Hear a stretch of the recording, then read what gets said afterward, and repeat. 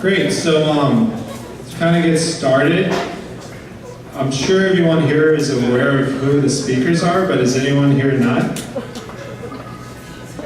Perfect. All right, so just for as everyone knows, Chief Lori Ajax here is at the Bureau of Cannabis Control and Executive Director Kat Packer of the Department of Cannabis Regulations. And the focus of tonight is just kind of just to have an open discussion about where we're at with commercial cannabis regulations in the state of California and, of course, Los Angeles, since that's where a lot of us reside.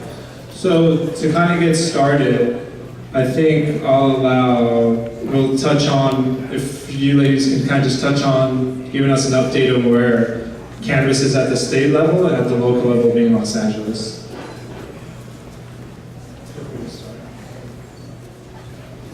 Well, good evening to everyone that's here. I'm very excited to be here. My name is Kat Packer. I am the Executive Director of the Department of Cannabis Regulation for the City of Los Angeles.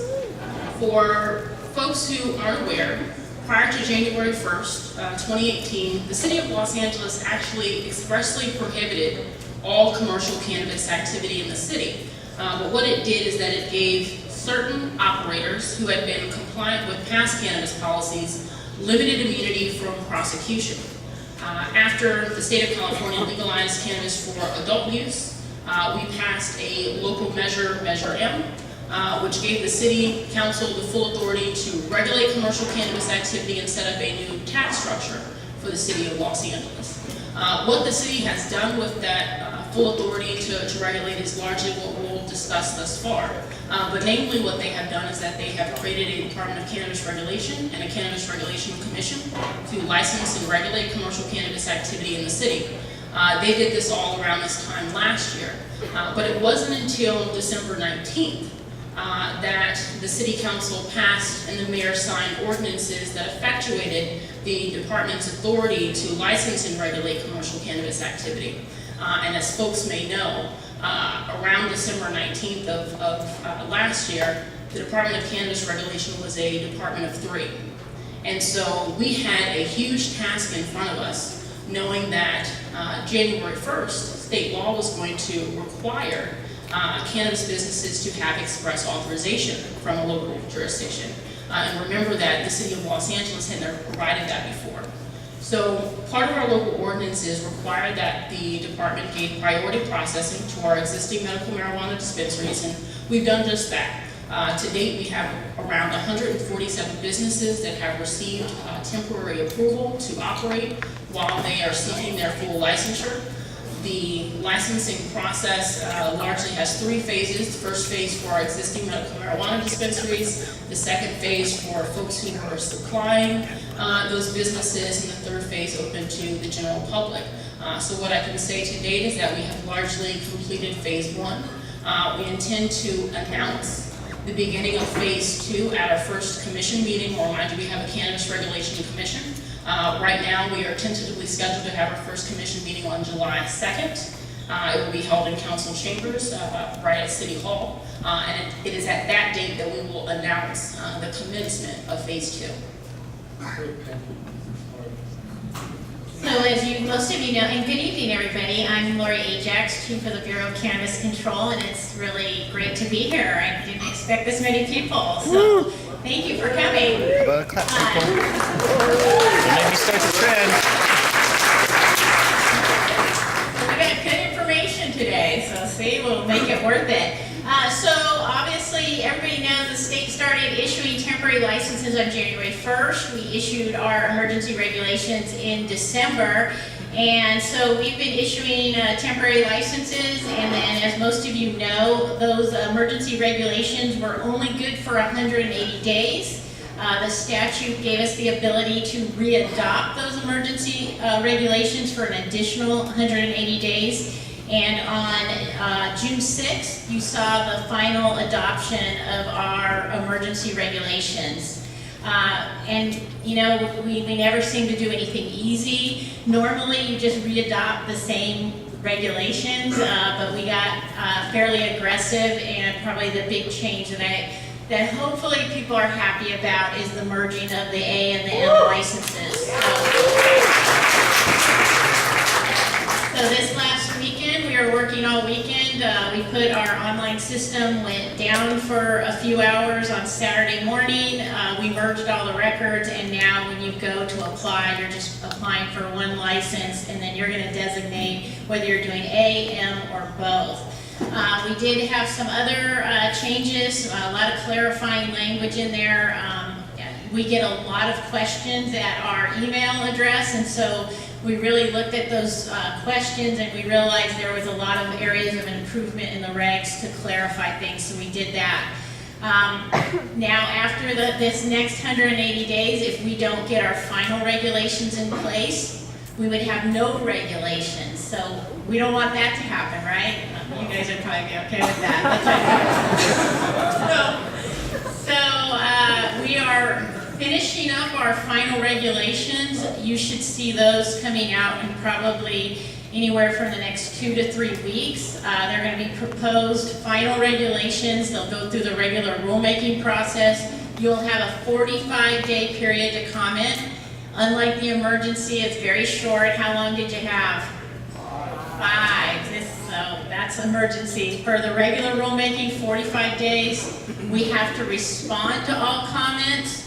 We will look at those comments. If we need to make changes, we'll make changes, and then we would have to go out for another comment period, and it would either be 15 or 45 days depending on how substantial the changes are. So that is what's in the work. We also will be going around the state to do regulations hearings like we did for the medical and when we did the emergency. So that's what's coming up in store. That's what's been going on lately. Great, thank you for that update. So to kind of get into the fun stuff, with California being nearly 6 months in, Lori, what did you predict would be a hurdle to, let me rephrase that question. What have you seen in the first 6 months that you did not predict would be a hurdle to overcome?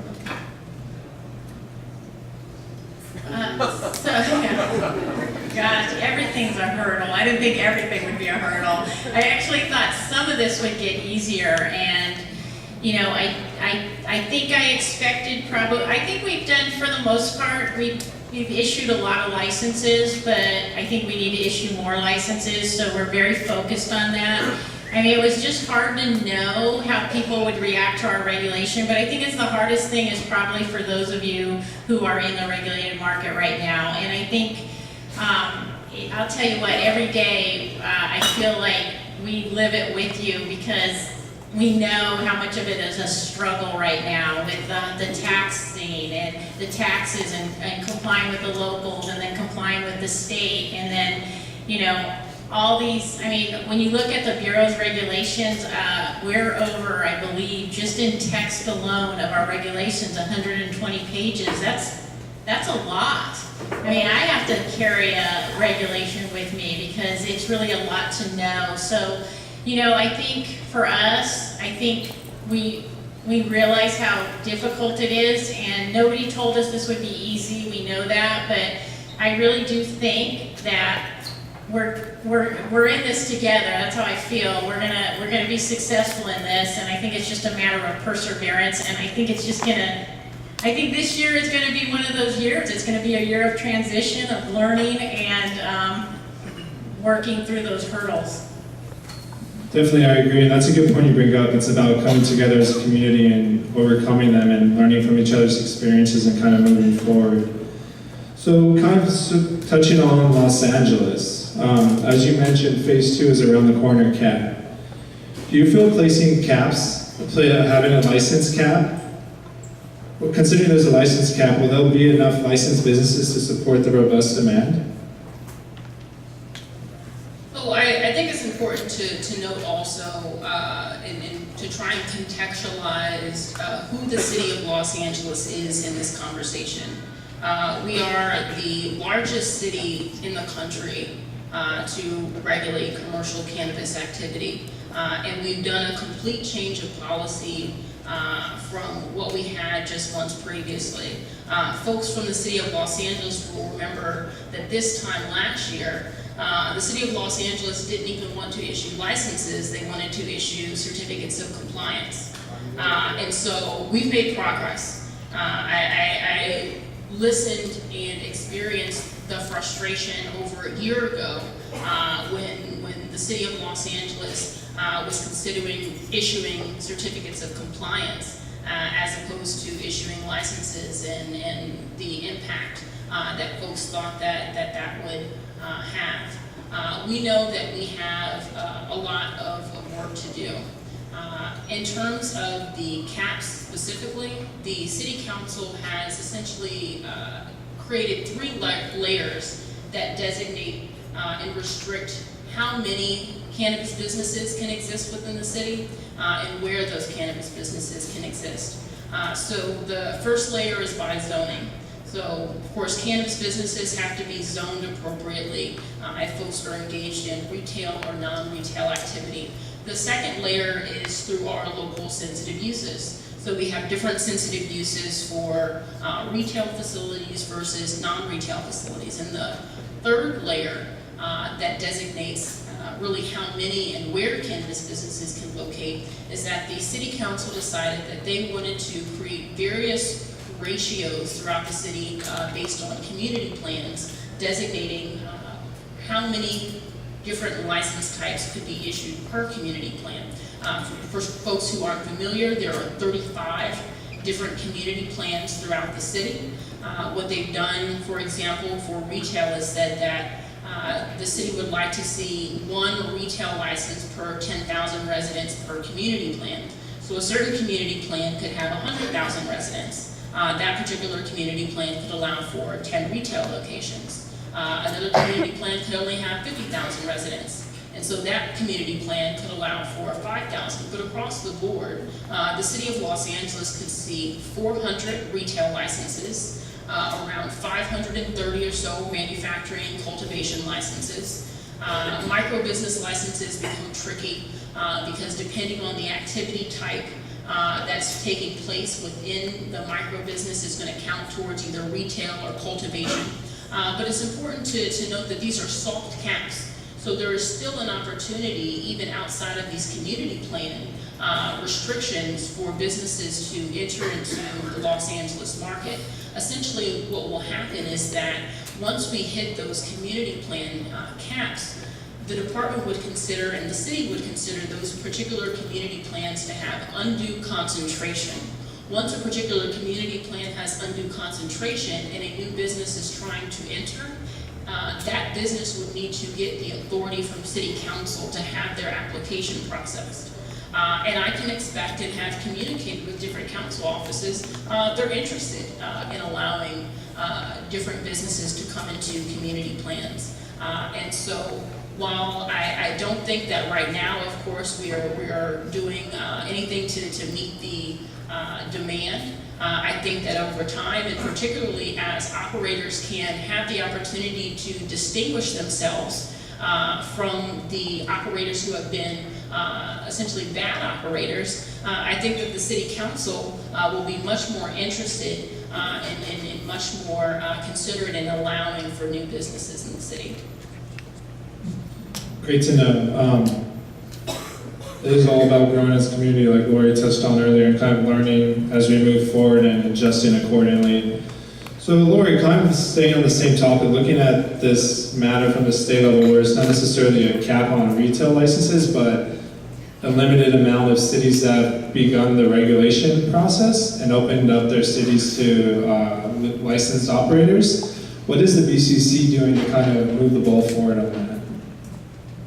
So yeah, BCC does not have any caps, but we are restricted for at least annual licenses where we can't issue a license if it's going to violate any local city or county ordinance or regulation. So if a city says they're going to only have so many retail licenses, the BCC can't come in and issue more than that. So with that said, would we like to see more cities and counties opening up for commercial cannabis activity? Of course. We think it's important for all of you in the room and our supply chain, and even if it's not having cities and counties, maybe even it's just certain commercial cannabis activity. I think our message to the cities and counties is, providing them with whatever resources they need from us, but really doing a lot of education on what we're doing, what our regulations say. And I think a lot of them are looking to us to see how are things working right now, or looking to other cities and counties that are allowing for it and seeing how it works. I also think it doesn't help that we've had emergency regulations in place. I think there's local jurisdictions that want to see what things look like when we have the final regs to make their decisions to put their regulations in place. And so I think you are going to see movement this year. I also think, we still have the collective cooperative model. And something's going to, there's going to be a lot of folks in those models that are going to have to transition over to the commercial cannabis market. And so I think even there you're going to see cities and counties showing some movement. So for us right now is providing them support, doing events wherever we can to get the message out, to let them know, and I think it's okay to tell them, here's the challenges we have, this is what worked for us, this didn't work for us. And so that's our commitment, but I really am pretty optimistic that we're gonna see some movement. Definitely, I agree. It's just really that getting over that learning curve and moving forward. So kind of on to the next question, going back to LA, Kat. With phase 2 around the corner, are there going to be limits on multiple applications or multiple locations that the DCR will allow for pre-existing operators? Well, I may need additional clarification on what the specific question is. So in reference to pre-existing operators, is there going to be any type of limit on how many locations they can associate themselves with or applications? So, thank you for the question. Our phase 2 of licensing is really for those folks who have had legitimate relationships with our existing medical marijuana market. Now, there are restrictions across the board, for example, in the number of retail licenses that any particular entity is to hold, on the total square footage that a particular cultivator is to hold.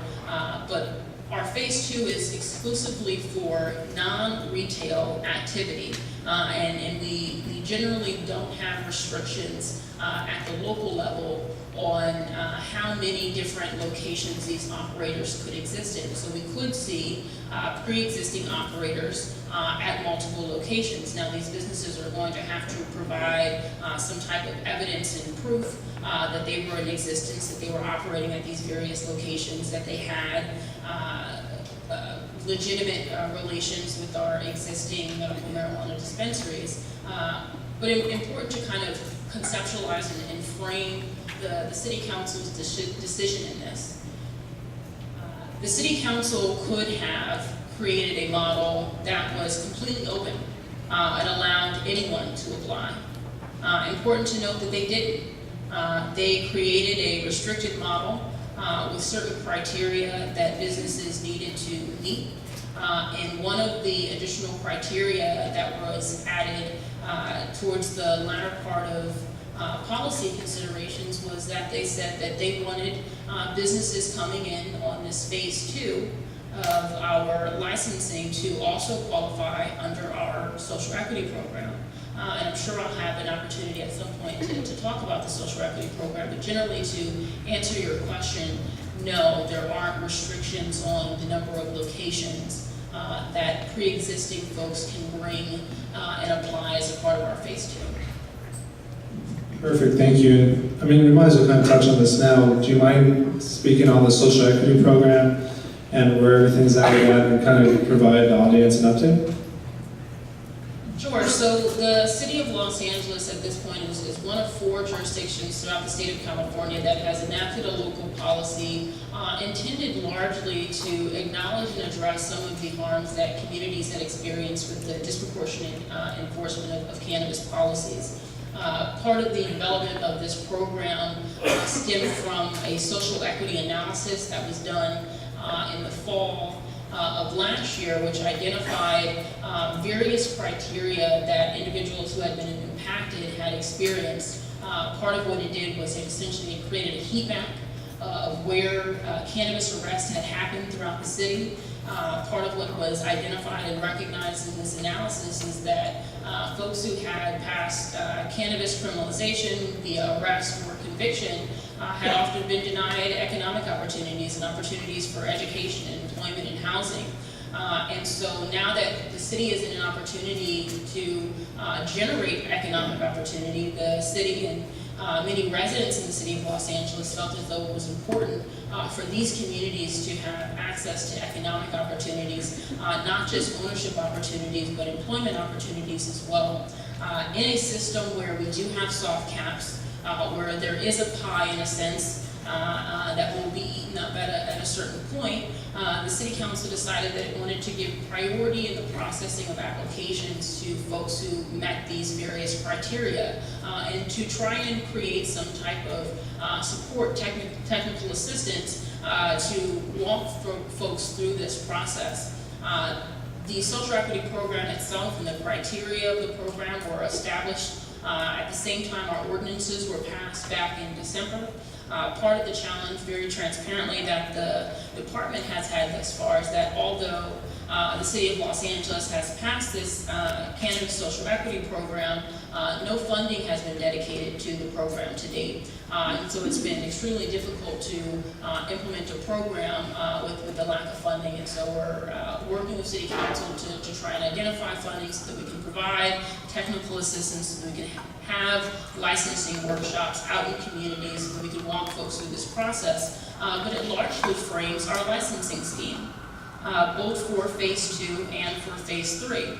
So for phase 2, folks have to qualify under the program. It's one of 13 different criteria that are a part of an eligibility determination.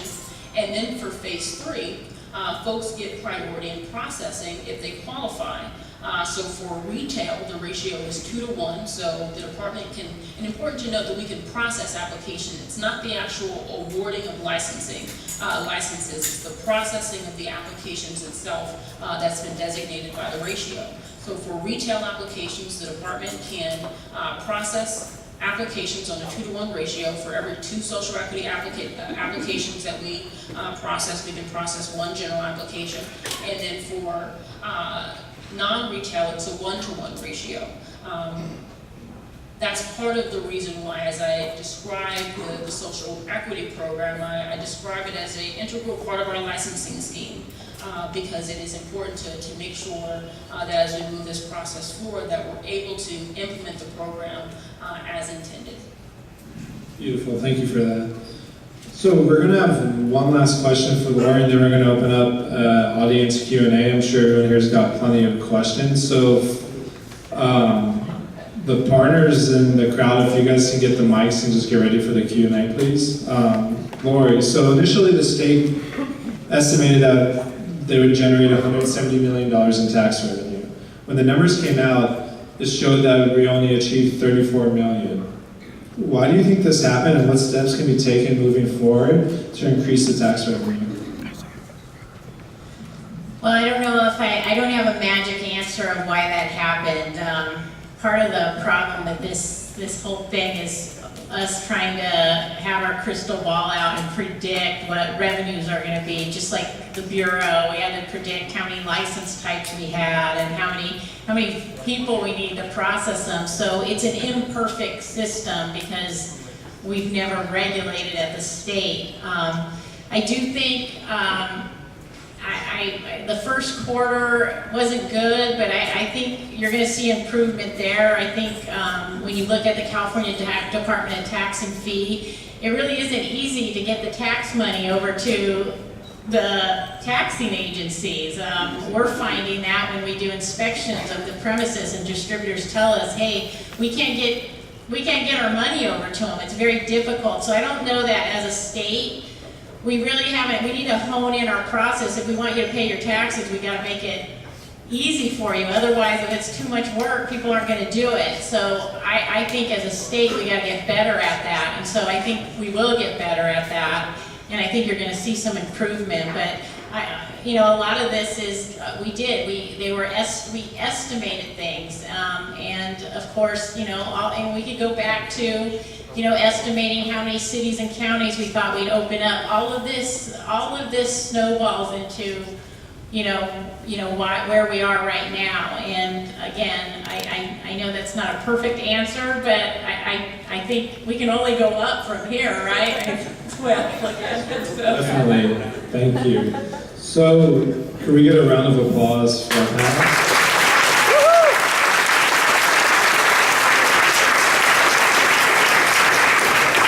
So if you could just raise your hand, and we're going to have 2 people walking around with a mic, and just make sure you speak into the mic, and then just be respectful of the other people.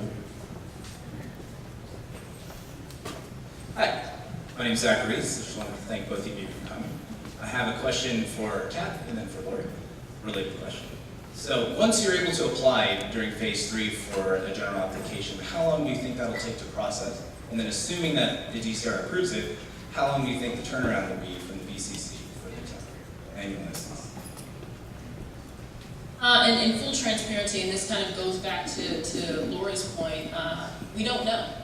We haven't done this process before, and there are a number of steps that are part of our application process that are completely out of our control. So for example, there are largely 3 steps that a business will have to go through to get their license in the city of Los Angeles. They'll submit their application, and there are a number of paper reviews that will take place. There is a pre-licensing inspection that has to take place. The department itself, on an interim basis, because we are short-staffed, we actually have our police commission investigation division, which does a lot of the permitting for other businesses in the city, going out and doing our version of the pre-licensing inspection. But part of the pre-licensing inspection also requires that businesses be compliant with our fire and building code. So we're talking about the fire department and the Department of Building and Safety, and I can't share with you at this point how long their process will take. It's also going to be very heavily dependent on how many applications we receive.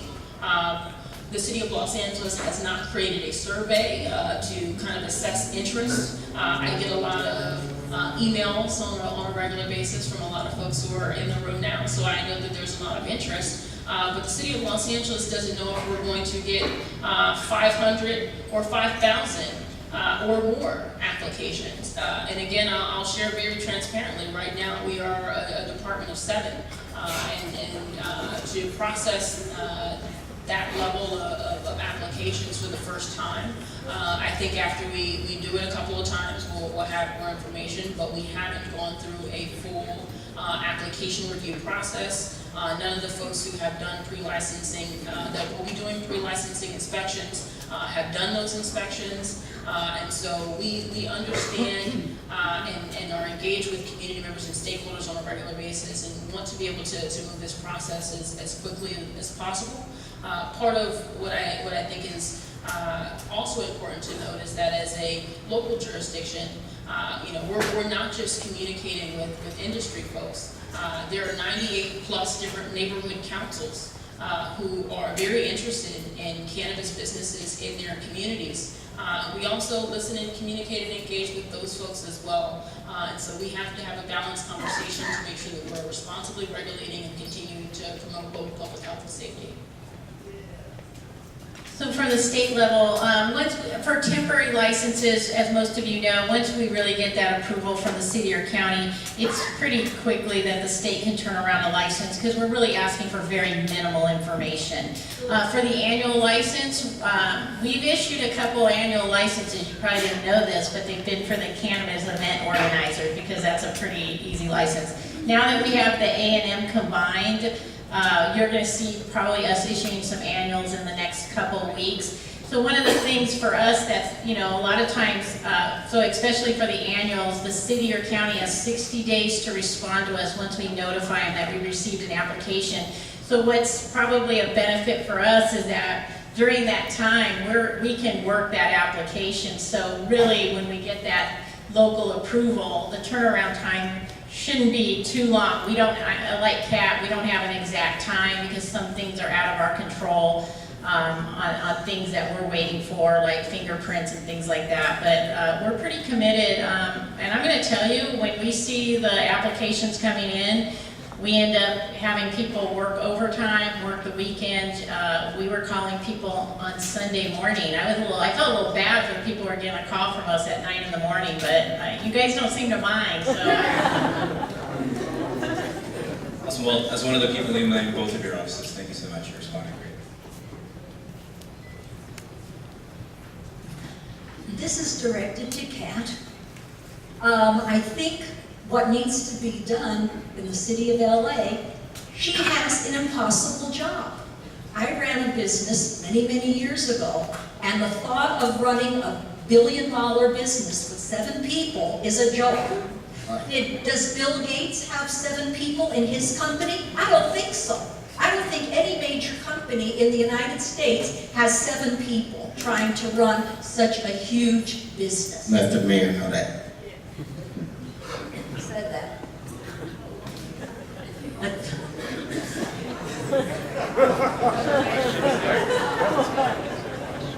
So that's my comment. Good luck, Kat. Quick question. What I will note, and I appreciate the sentiment because I remember watching Lori go through this process back in 2015, and so one, I think that we really should give Lori an extra round of applause because she stood up.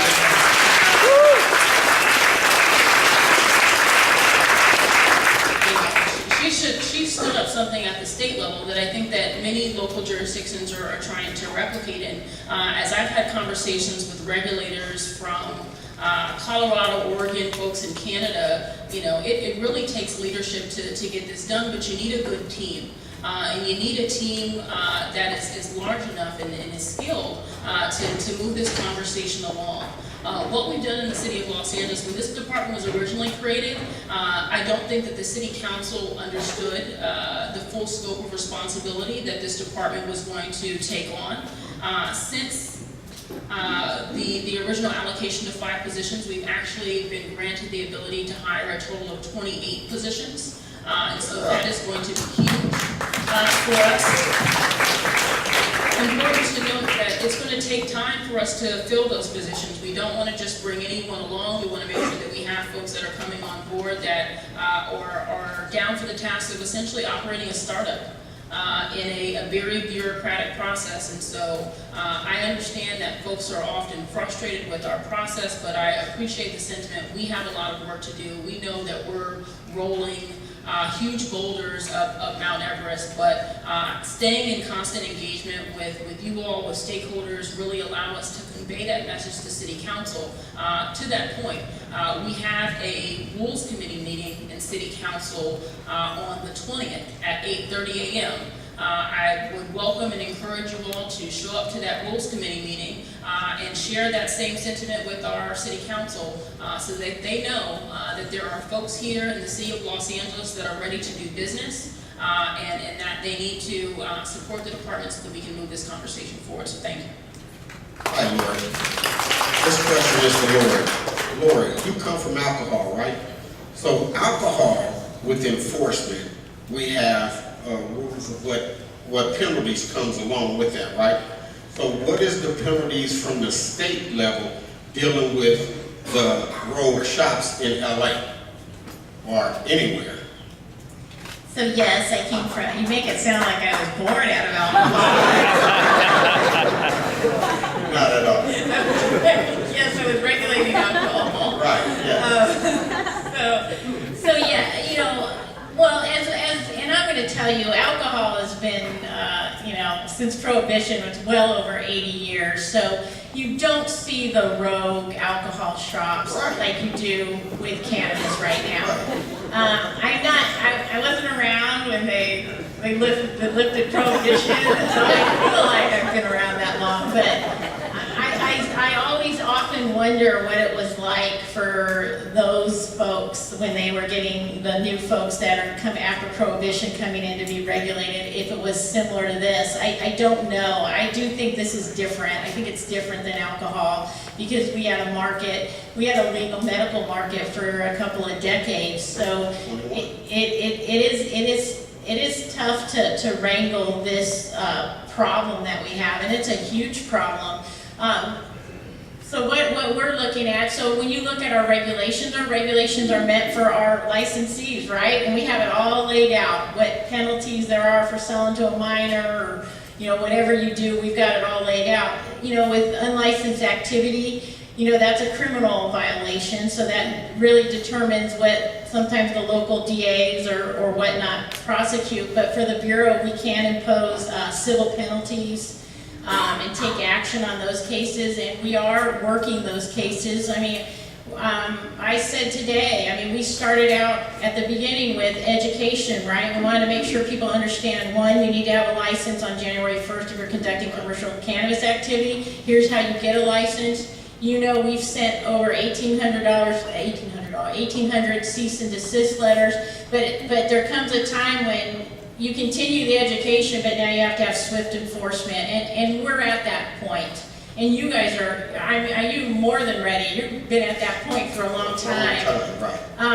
But are we gonna conquer it all at once? No, but I think if we start making examples of folks that we are getting, I think that's gonna have an effect on the industry. And so again, and by the way, when we go and do our inspections, we get such good information from all of you, and so that we continue. I always say, don't assume we know as a state regulator what's going on out there, and you know that, Donnie. I do. Yeah. So tell us, and because everybody thinks we know what's going on, and we got our heads like just getting work done. So let us know. But the CDTFA came in our shop today and popped up, and I said, well, okay, here's everything.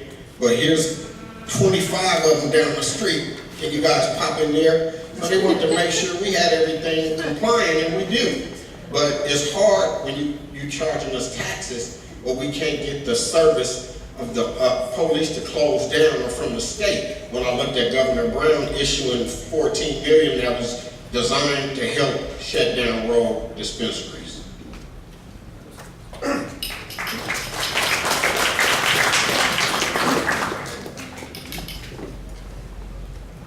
Wait, the next speaker.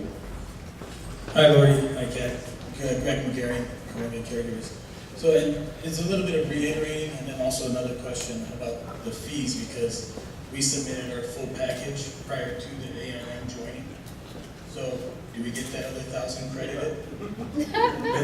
One. See, you can answer that one first.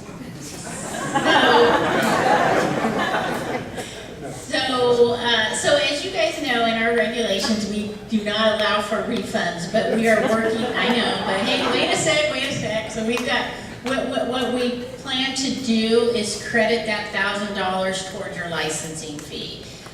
We just have to figure out a way to do it on our system. So that is the plan for that additional 1,000 we collected. Excellent, thank you. Now the second one is for both Kath and yourself, and it relates to enforcement. And reiterating what Donnie said, it's been very difficult for us, especially with all the ever-evolving rules and changes that equates to having to raise more money or have to spend more money to get it done. And at the same time, we have rogue operators that just blatantly are saying, hey, come in, no taxes. Everybody will welcome. And it says no taxes.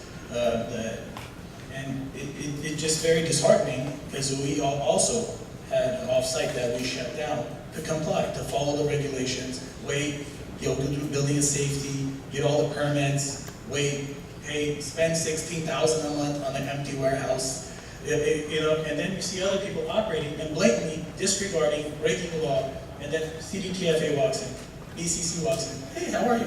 Well, you got the time to be here? Can you walk another 100 feet to the other guy? And then at the same time, yes, it's very difficult paying the taxes. So I really hope that the California Cannabis Credit Union does happen. But you go, and on the 20th, we're scheduled to make a cash payment to the CDTFA again. We're walking, we got a duffel bag of money that we're dropping off with CHP officers there, and we know that the money's going to where? General fund somewhere. And what is it being spent? I would like to see and also, schools. Instead of us policing, let's start educating.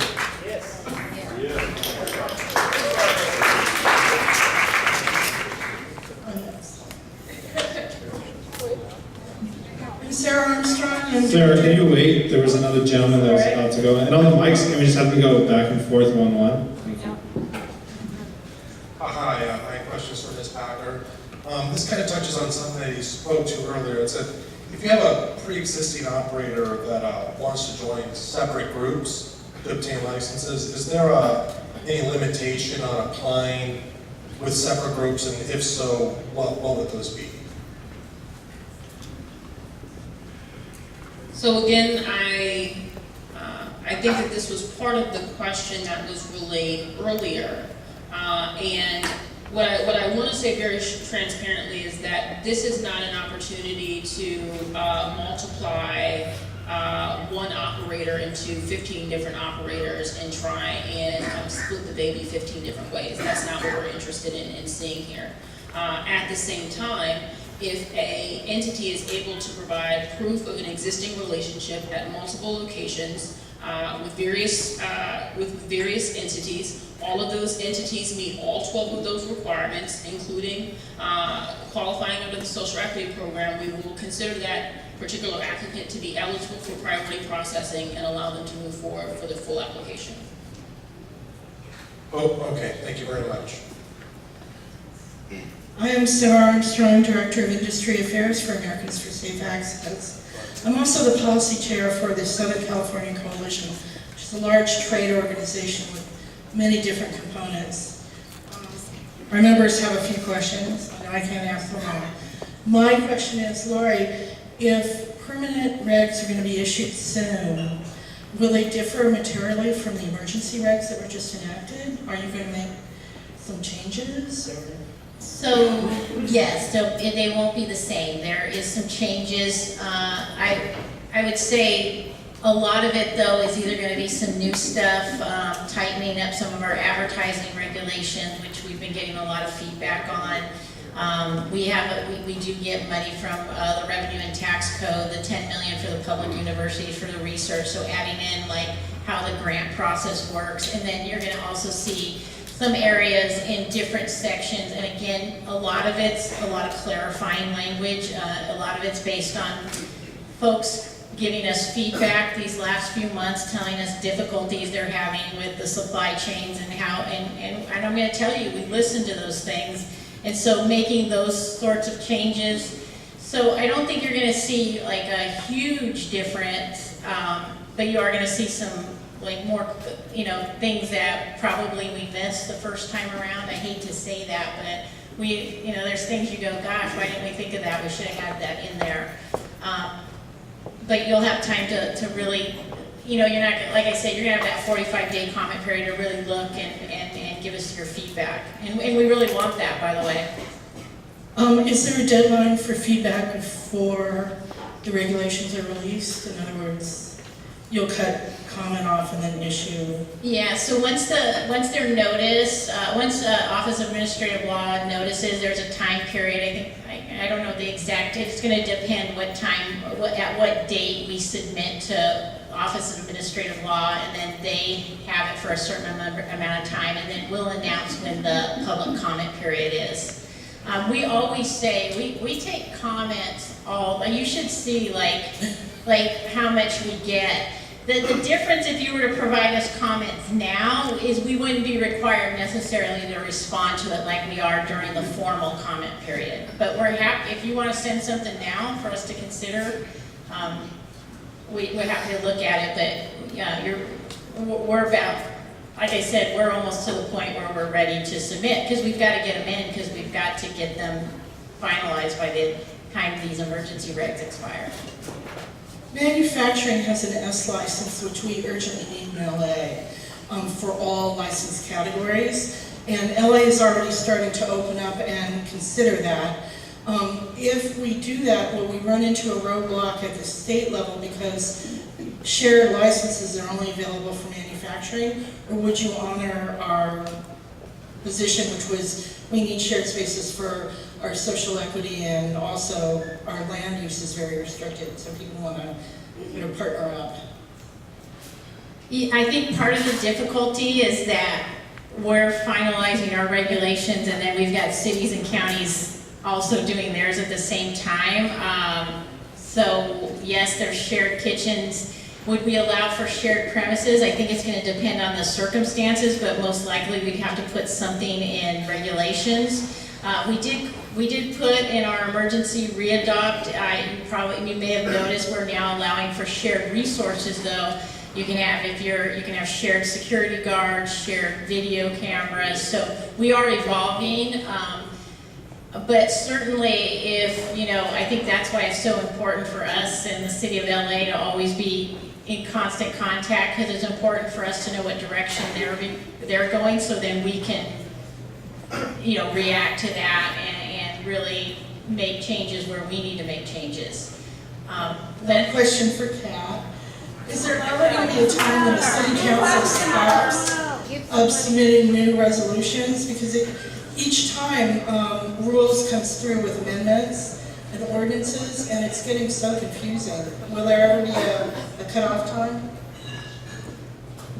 So I appreciate the question, and part of it identifies kind of the bureaucratic process that the department has to go through in order to move forward. So for example, when we first started our process, the city thought that it was going to create its own delivery license. And then when state regulations came out, we said, oh, we don't need a delivery license.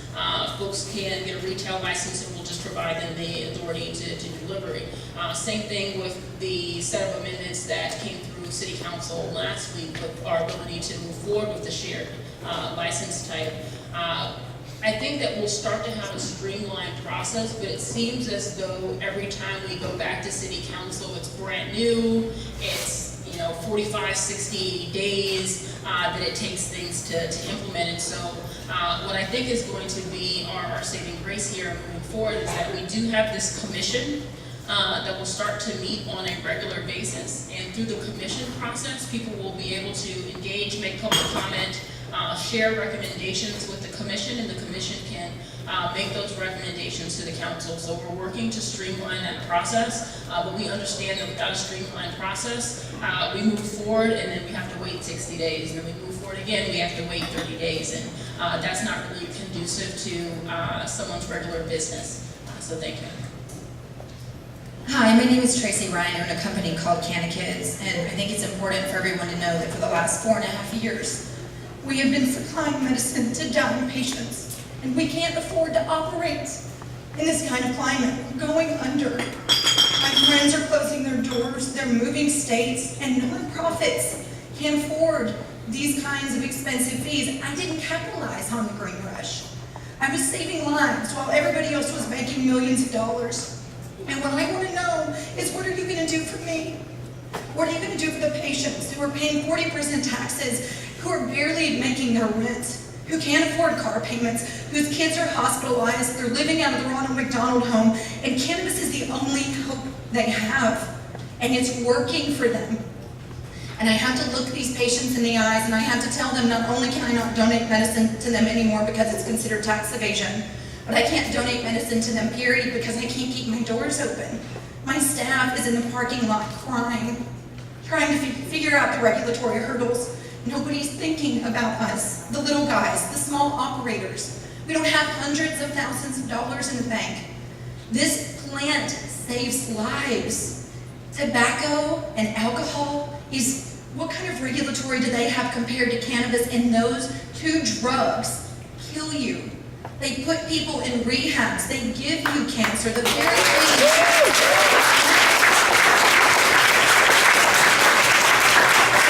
So my question is for us little guys, for the ones that can't afford the tens of thousands of dollars that it costs to operate, and for the patients who are poor.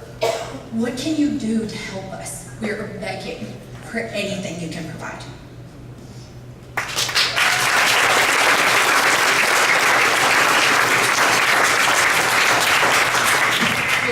One, I just want to say thank you for elevating the conversation. I think it's important to always frame that particular concern, and sometimes it gets lost. In this space, it gets lost. One of the things that I want to note is that, again, I would encourage folks to come to the Rules Committee meeting, to come to City Council. Let folks know that you want to see a compassion program in the city of Los Angeles. The other thing, and of course we'll need to be in alignment with state law, but let's figure out what a compassion program looks like in the city of Los Angeles. The second thing that I'll note is that there is language that's being considered in the city of Los Angeles to put a initiative on the ballot for this November. Generally, what the city council is recommending is a general reduction in taxes overall at the local level. It would move our adult use tax from 10% to 8%, and still keep 10% for on-site consumption sales. But it would also lower our medical tax from currently being 5% to 3%. And I think that that's significant as well. And so there will be an opportunity again at the Rules Committee on the 20th to express support for the Cannabis Reinvestment Act. This Cannabis Reinvestment Act language does need a little bit of work. And in my opinion, we need to be dedicating money, reducing taxes for medical patients. There needs to be dedicated funding for enforcement. There needs to be dedicated funding for equity, youth prevention. We can see all of those things happen, but again, I need folks to show up on the 20th and let the council know that. Thank you.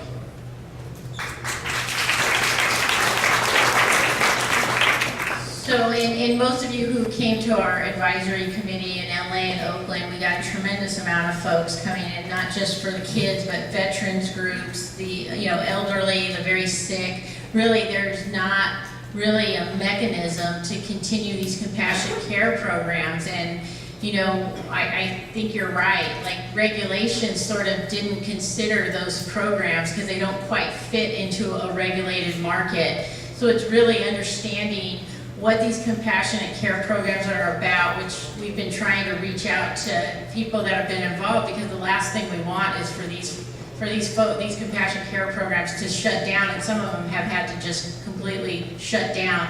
So how do we allow for that in a regulated market, for you to donate product and not have to pay the taxes? And so some of you may know Senator Wiener's office in San Francisco is just introduced a bill to address some of that, which we've been providing technical assistance. So I think this is raised to the level where we do need to solve this problem, and it's going to take people like you constantly bringing it to the forefront and challenging us, because nobody here wants to see our medical market go away and not to be able to serve the patients that help make all this happen, right? And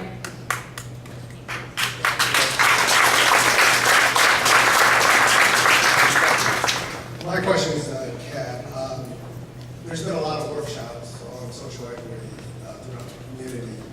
Has there been some consideration to really starting to move that program forward and streamlining the actual applications as opposed to along with what's coming in the workshop? So I will be the first to admit that the city of Los Angeles has to date not kind of kept its commitment in moving forward with the implementation of this social equity program. But overall, I think that's part of the challenge that we have with our entire local regulatory program. There's a lot of infrastructure that still needs to be built at the local level. There's a lot of amendments that still need to be made to our ordinance. Without dedicated funding for the social equity program, what I have offered personally is that if folks have workshops and they let me know in advance, I will come out to whatever community session and facilitate a conversation. But this is not something that I can do alone. And so I appreciate the folks in this room who, absent the city being able to move forward in providing that funding, have stepped up to do it themselves. I think that often there is a reliance for the city to lead this conversation, but I'm looking at a room full of leaders who can also facilitate this conversation and figure out how to bring folks on board. And so part of what I have tried to do is to make myself available to community groups who are interested in supporting social equity and facilitating these conversations. As we move forward over the course of the summer, I will be trying to host a number of workshops throughout the city of Los Angeles to move forward. But again, to date, no specific funding has been dedicated to the program, and so it's very difficult to implement a program when no dollars have been dedicated. I will do my best to move this conversation forward. I joke that I'll be selling brownies out of our public counter to fund the social equity program if I have to. I'm you know, and the special kind, right?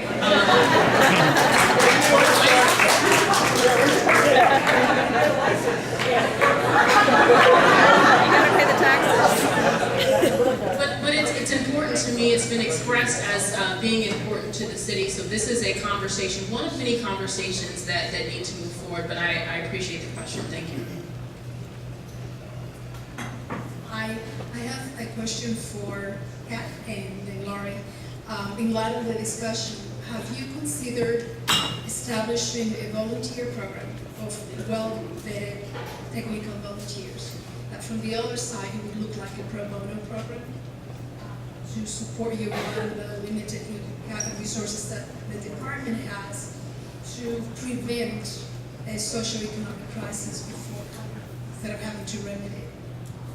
Yes, and I appreciate you elevating this. Yes, we have recently reached out to our city attorneys to figure out what that type of relationship may look like.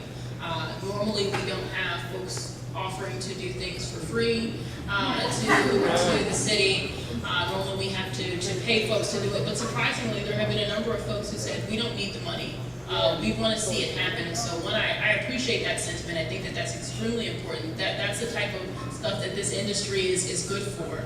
And so I think that we're still trying to figure out exactly what that legal relationship looks like. We'll likely still have to sign contracts, etc. If we're allowing folks to have access to certain information, or if there's a specific type of relationship that's being put out to the community. But if there are folks, this is what I'll say, if there are folks in this room who are interested in doing that work, come see me afterwards, and none of the folks who aren't interested, come see me. All right. No, I think public counsel would jump at the opportunity. So, and the question, I hope I'm not throwing you a curveball here, but can you comment on the status of S931, which is a bill that is trying to establish a special chartered credit union and bank to service this industry, and also the deregularization bill that will do what the feds haven't been willing to do, and talk a little bit about what impact that would have and what rumors are floating in Sacramento with respect to it. So, unfortunately, when it comes to pending legislation, I am appointed by Governor Brown, and we don't have positions on bills, so unless I'm told I have a position on a bill, so that's how it works. But, obviously, we're for what's ever going to help the industry move forward, and I certainly think that the banking, the public banking, we really, look forward to, like I said, with any of the author's office, we work with them to provide technical assistance, but unfortunately I can't comment on it. Hi, my name is Lucas. I have a question for Lori, since we got her down here today. I was wondering, are there any initiatives or anything you have planned to help promote the cities that are pushing social equity programs? I've run into a lot of people who just don't know anything about it. And it could be an opportunity for people who have no other way to get in by connecting with social equity. Now, I was just wondering why the state was a little quiet on social equity. Do you think we're quiet? I'm never quiet, but anyway. This has also been with the Cannabis Advisory Committee, who was put into place to help us with our regulations. They had a subcommittee on equity programs, and they provided us with recommendations, and then we heard from a lot of folks. There is another bill out there, Senator Bradford's bill. I don't know if you're familiar with it. It would have the state basically develop a state equity program, and I believe there would be money to provide to those jurisdictions that do have an equity program. And so, you know, we're very supportive of that. And, you know, and the way I look at for the state, I really want to be respectful of what the city of LA does, what the city of San Francisco does, what the city of Oakland does. So I think any equity, I've never felt like the state should just come in and tell a local jurisdiction, this is what an equity applicant program is going to look for you, and this is what, you know, this is who you're going to, you know, make sure qualifies. I think that's for each local jurisdiction to decide, and the state's there to then honor that, and so I hope we have a chance as a state to do that and support these equity programs. So I'm looking forward to seeing what happens as that bill moves through legislation.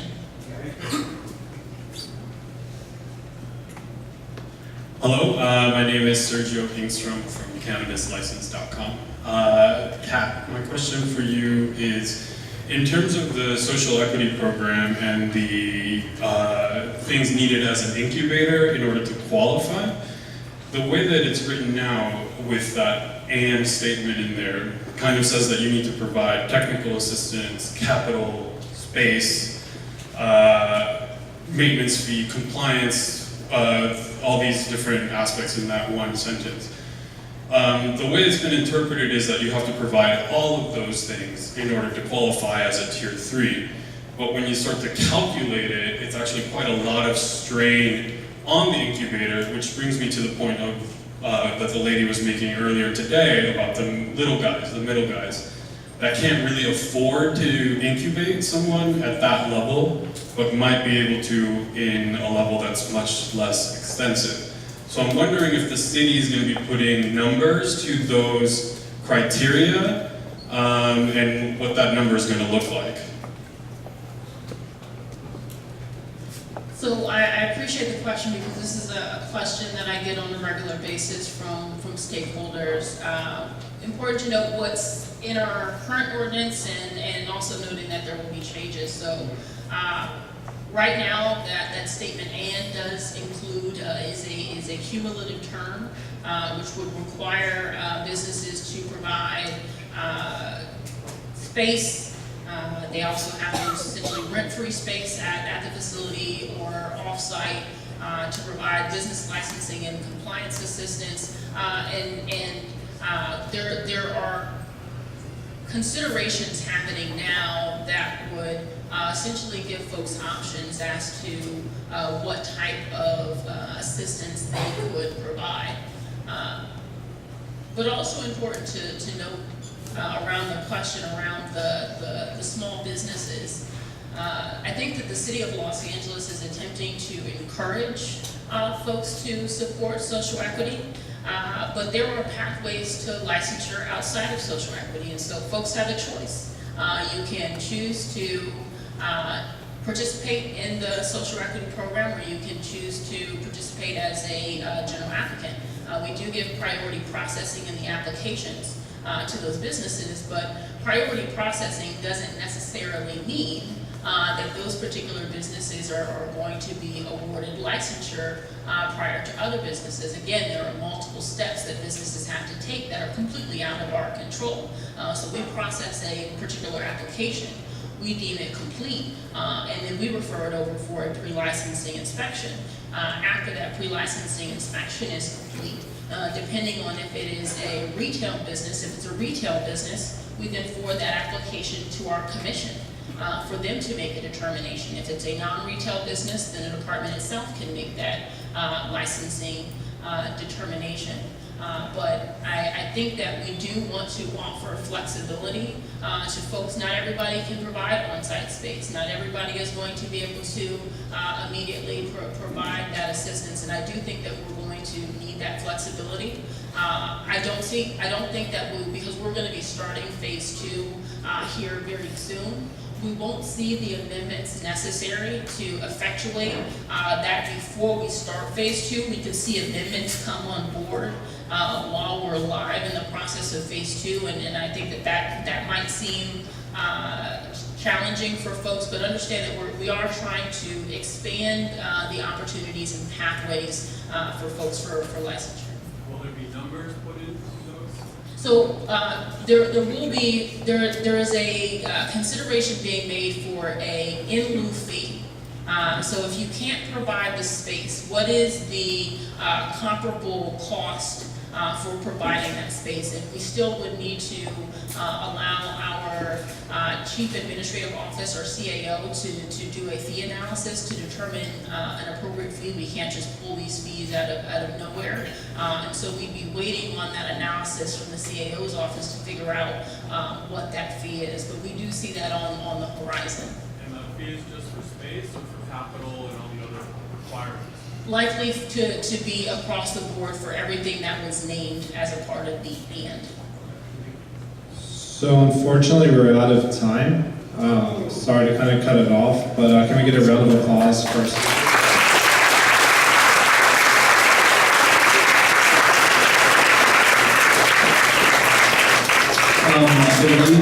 Will you two be able to hang out for a little bit, or you gotta, I don't know, Lori, you probably have a